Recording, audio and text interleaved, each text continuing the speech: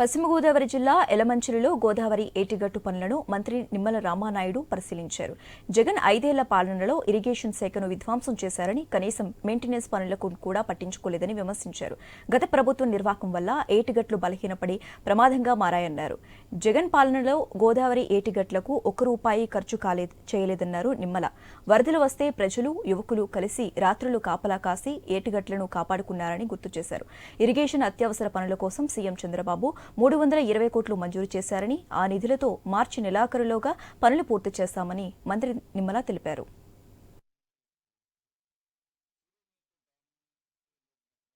చిన్నపాటి వరదలు వచ్చినా కూడా పర్టికులర్గా ఈ గోదావరి గట్టు అసంపూర్తిగా ఏవైతే పనులు మిగిలిపోయాయో ఆ ప్రాంతం అంతా కూడా ప్రజలు రాత్రులు సైతం నిద్రాహారాలు లేకుండా ఆ ఏటుగట్టుని కాపలా కాసుకుంటున్నటువంటి పరిస్థితి.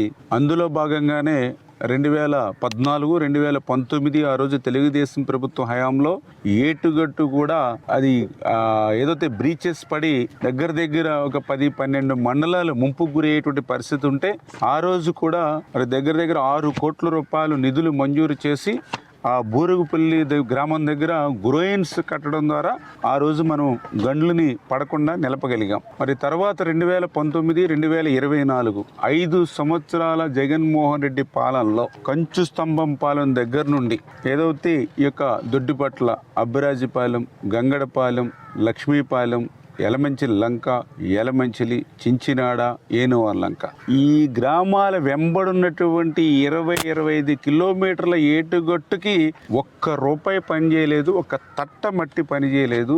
ఈ ఏటుగట్టు యొక్క ఇబ్బంది కష్టం చూసి ఈరోజు 8 కోట్ల రూపాయలు నిధులు మంజూరు చంద్రబాబు నాయుడు గారి సహకారంతో చేసి ఈరోజు ప్రజలు కూడా గుర్తించవలసింది.